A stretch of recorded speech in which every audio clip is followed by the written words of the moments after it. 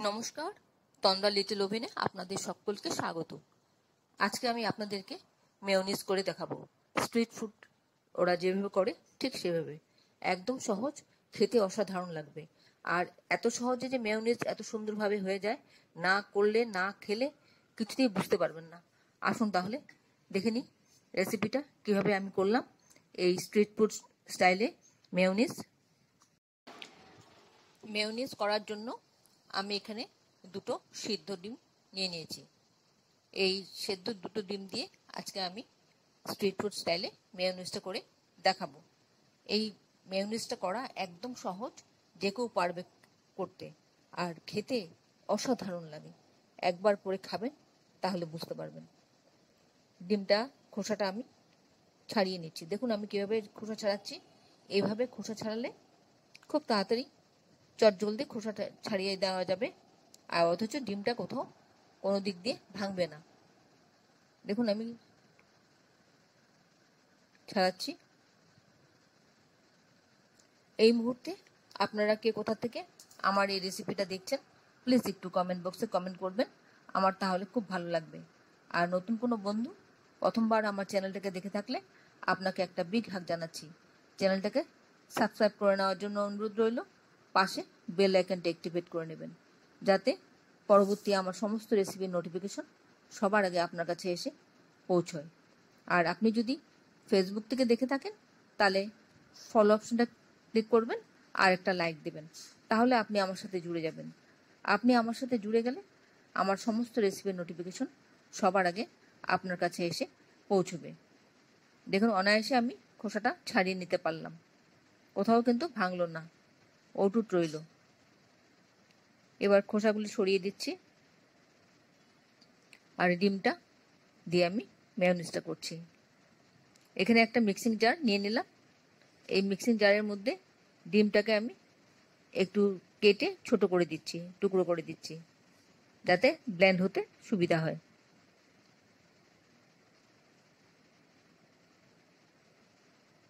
আমি 4 টুকরো করে দিলাম এক একটা ডিমকে।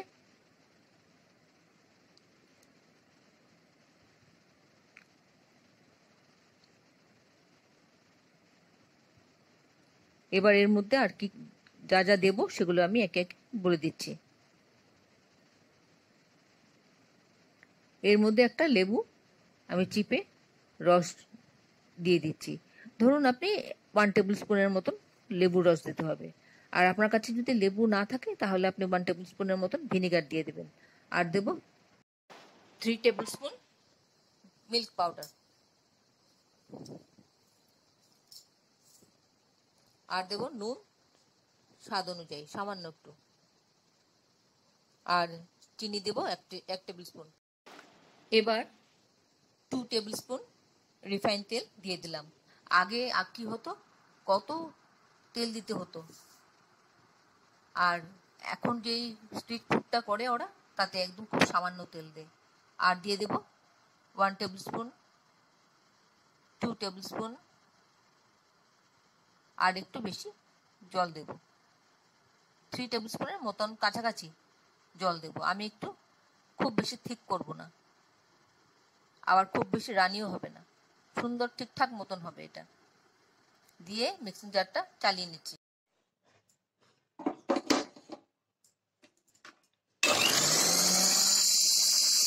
আমি পালস মোডে গ্রাইন্ড করে নিলাম।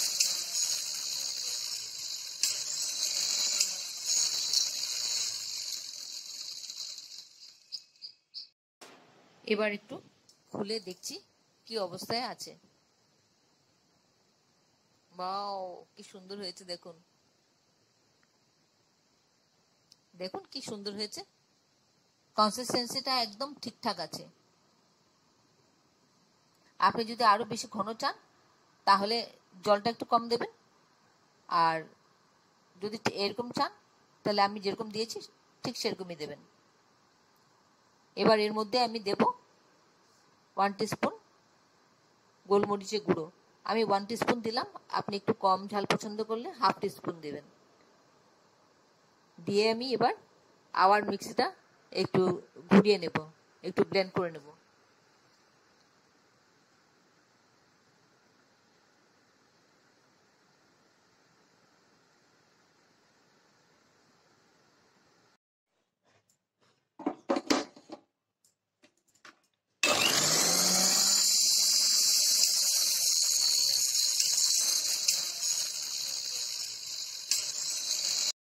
এবার খুলে দেখছি।